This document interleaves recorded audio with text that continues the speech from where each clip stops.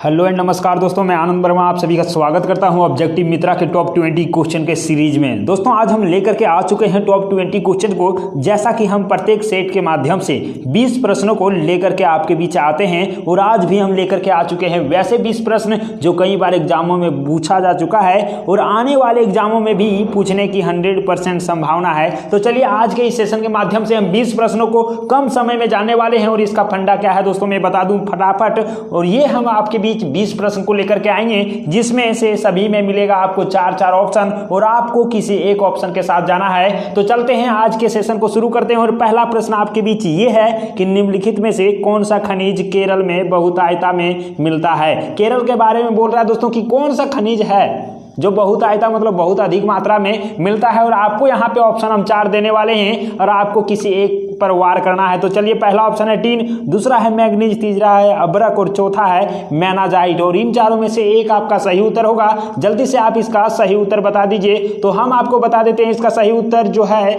Option number D जो है monazite और इसका सही उत्तर यही है। चलते हैं दूसरे प्रश्न, मतलब यहाँ पे पूछ रहा है दोस्तों कि संवैधानिक स्थिति के अनुसार खनिजों पर किसका अधिकार है। जैसे संविधान में वर्णित है उसके अनुसार से हम कह सकते हैं कि संविधान पर किसका अधिकार है। तो जल्दी से आप इसका सही उत्तर बता दीजिए और इसका जो सही उत्तर होगा पहले तो हम आपको ऑप्शन दे देते हैं और ऑप्शन आपके पीछे दोस्तों राज्य सरकार का, उपयुक्त दोनों का, केंद्र सरकार का और इनमें से कोई नहीं। और इन चारों ऑप्शन में से एक ऑप्शन इसका सही होने वाला है और इस सही उत्तर आपका हो जाने वाला है दोस्तों राज्य सरकार का। जैसा कि आप जानते हैं राज्य सरकार के ऊपर भी खनिजों का अधिकार होता है। अब चलते हैं अगले प्रश्न मतलब तीसरे नंबर प्रश्न की ओर और तीसरा नंबर यहां से आपको पूछ रहा है दोस्तों कि national mineral development corporation of India की हीरे की खान कहाँ है। और इसके हीरे की खान के बारे में पूछ रहा है दोस्तों। आपको ऑप्शन हम यहाँ पे दे देते हैं और ऑप्शन के बीच आपको बताना है, किसी एक उत्तर के साथ जाना है। तो पहला है डिगबोई,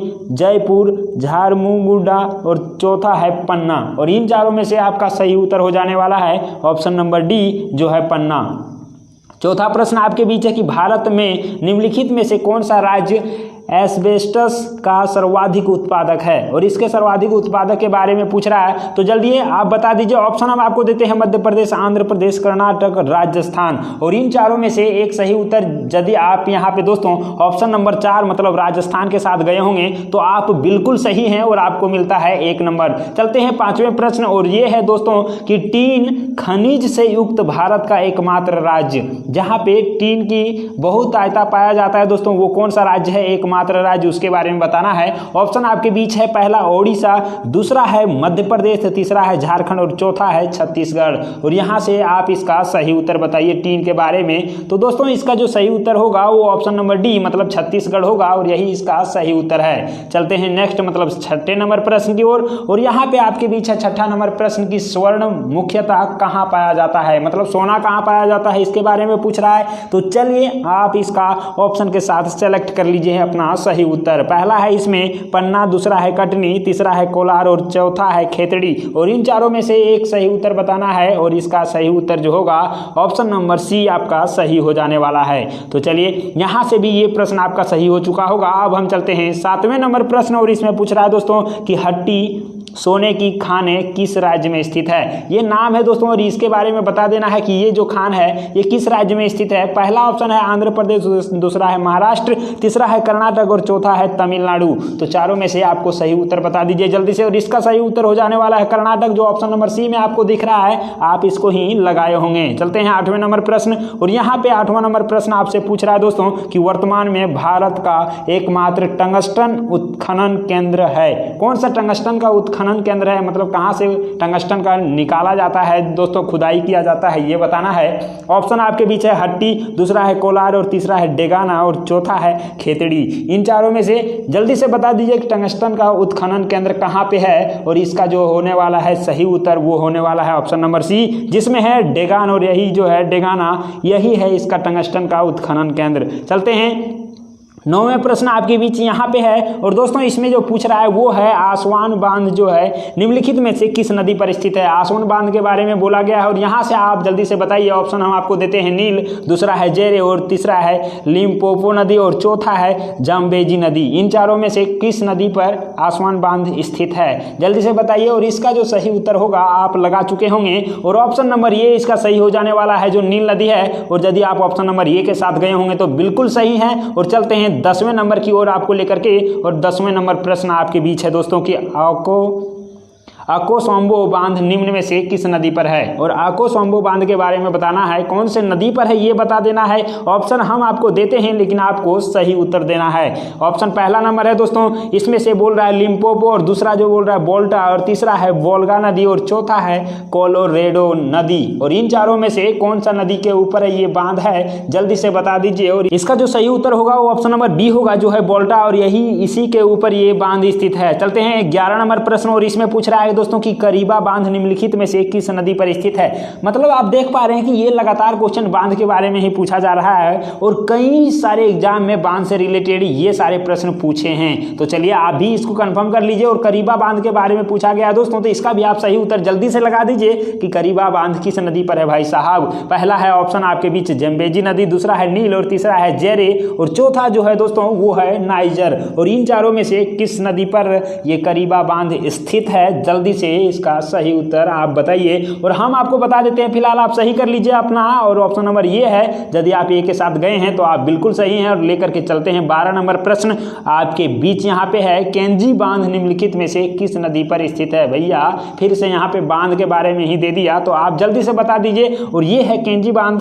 आपको ऑप्शन देते हैं जम्बेजी नदी, नील नदी, जेरे नदी और नाइजर नदी। मतलब ऑप्शन आपके बीच वही है लेकिन आपको यहाँ पे उत्तर बदल जाने वाला है। और इसका जो सही उत्तर होगा वो नाइजर होगा, मतलब ऑप्शन नंबर डी होगा।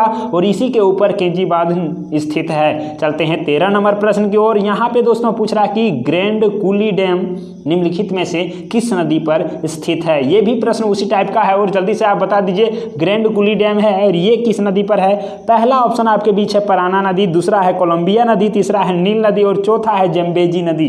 चारों में से किस पर है आप सही उत्तर लगा चुके होंगे और आपका जो सही उत्तर है वो कोलंबिया नदी पर है। ऑप्शन नंबर बी सही होगा। और चलते हैं 14 नंबर प्रश्न की ओर। और यहाँ से दोस्तों क्वेश्चन चेंज होता है और इसमें पूछा गया है कि विश्व की 50% जनसंख्या किन अक्षांशों के बीच संकेंद्रित है। मतलब 50% जनसंख्या कह सकते हैं कि टोटल विश्व की जनसंख्या में से 50% जनसंख्या किस अक्षांश के बीच स्थित है। यहाँ पे ऑप्शन आपको मिलने वाला है और ऑप्शन के अनुसार आपको चले जाना है। पहला ऑप्शन है इसमें 5 डिग्री नॉर्थ से 20 डिग्री नॉर्थ में, दूसरा है 40 डिग्री नॉर्थ से 60 डिग्री नॉर्थ और तीसरा जो ऑप्शन है 20 डिग्री नॉर्थ से 40 डिग्री नॉर्थ है।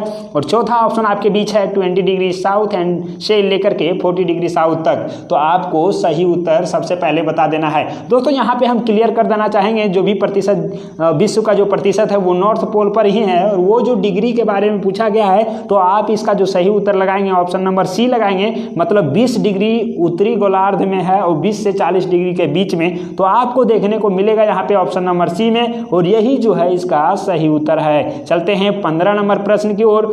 और यहाँ से आप देख पा रहे हैं दोस्तों ये प्रश्न है कि कुल जनसंख्या को उपलब्ध कृषि योग्य भूमि के क्षेत्रफल से विभाजित करने पर मिलता है। मतलब दोस्तों यहाँ पे हम कह सकते हैं कि जितना जनसंख्या है उसमें से जितने उपलब्ध कृषि योग्य भूमि है उस क्षेत्रफल को यदि विभाजित करते हैं तो क्या मिलता है, इसके बारे में पूछ रहा है। तो आप यहाँ पे इसके बारे में आप बता दीजिए। फिलहाल हम आपको ऑप्शन दे देते हैं ये कि जनसंख्या घनत्व, दूसरा है कृषि घनत्व, तीसरा है पौष्टिक घनत्व और चौथा है औद्योगिक घनत्व। और इन चारों में से सही उत्तर आपका होने वाला है कृषि घनत्व, जो आपको ऑप्शन नंबर बी में दिख रहा है और यही इसका सही उत्तर होगा। तो ऑप्शन नंबर बी सही हो गया। चलते हैं नेक्स्ट प्रश्न मतलब 16 नंबर प्रश्न की ओर। और यहाँ पे है दोस्तों कि महाद्वीपों के कुल क्षेत्रफल का कितना प्रतिशत भाग अधिवास योग्य है।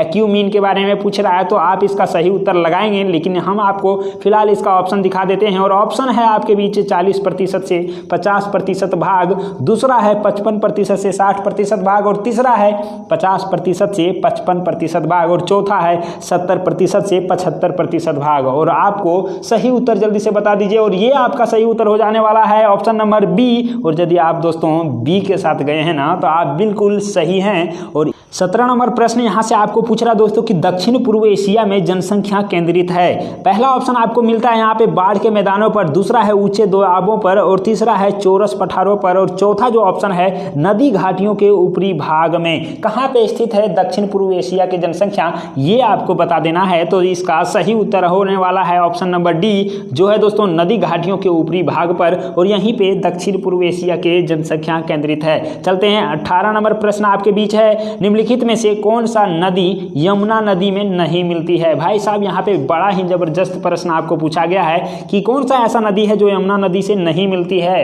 तो चलिए इसका सही उत्तर आप बताएंगे, लेकिन हम आपको ऑप्शन देने वाले हैं। पहला है केन नदी, दूसरा है बेतवा, तीसरा है सोन नदी, और चौथा है चंबल नदी। और इन चारों में से कौन से नदी ऐसे हैं जो यमुना नदी में नहीं मिलते हैं, जल्दी से बताइए इसका सही उत्तर। और सही उत्तर दोस्तों आप जानते हैं कि सोन नदी जो है वो यमुना नदी में नहीं मिलता है। तो आपको यहाँ पे होमवर्क मिलने वाला है, और कमेंट में जाकर के जल्दी से बता दीजिए कि सोन नदी किस नदी से मिलती है। चलिए फिलहाल हम आपको लेकर के चलते हैं 19 नंबर प्रश्न की ओर, और यहाँ पे आप देख पा रहे हैं कि 19 नंबर प्रश्न आपके बीच है। इसमें पूछा गया है दोस्तों कि हाल ही में केंद्र सरकार ने जिसे राष्ट्रीय नदी का दर्जा देने की घोषणा की है वह कौन सी है। मतलब राष्ट्रीय नदी की दर्जा किस नदी को देने की घोषणा किया गया है, मतलब कह सकते हैं दोस्तों ये करंट टाइप का क्वेश्चन है, और आपको इसका सही उत्तर दे देना है। पहला ऑप्शन आपके बीच है गंगा, दूसरा है गोदावरी, तीसरा है कृष्णा, और चौथा जो ऑप्शन आपके बीच है वो है नर्मदा।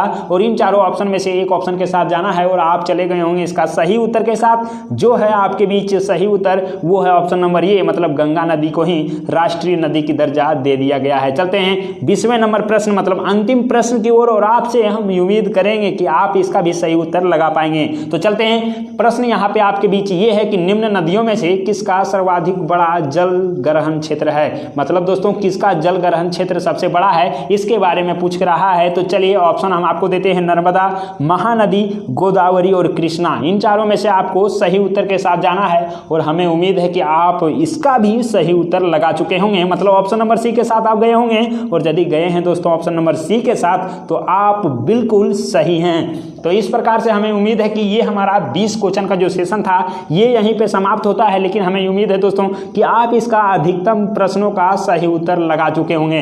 हमें आशा है कि आप इसमें 20 में से 20 प्रश्न लगाए हैं, लेकिन हमको विश्वास होगा कैसे, तो आपको कमेंट बॉक्स में जाकर के बता देना है कि भाई साहब आपने इन 20 प्रश्नों में से कितने प्रश्नों का सही उत्तर दे दिया है। और आपका यदि 15 प्रश्न से ज़्यादा सही होता है दोस्तों तो आप बहुत अच्छे हैं, और इससे कम हो रहा है तो आपको थोड़ी सी और तैयारी की ज़रूरत है। तो हम आपसे लेंगे विदा, लेकिन उससे पहले मैं कहना चाहूँगा कि यदि इस प्रकार के सेशन आपको पसंद आ रहा है तो वीडियो को लाइक कर दीजिएगा, चैनल को सब्सक्राइब कर लीजिएगा, और इस प्रकार के ही वीडियो हम लाते रहते हैं तो अपने दोस्तों के साथ शेयर भी कर दीजिएगा ताकि उनका भी रिवीजन हो पाएगा। तो हम आपसे लेते हैं विदा और मिलते हैं अगले वीडियो में, तब तक के लिए बाय।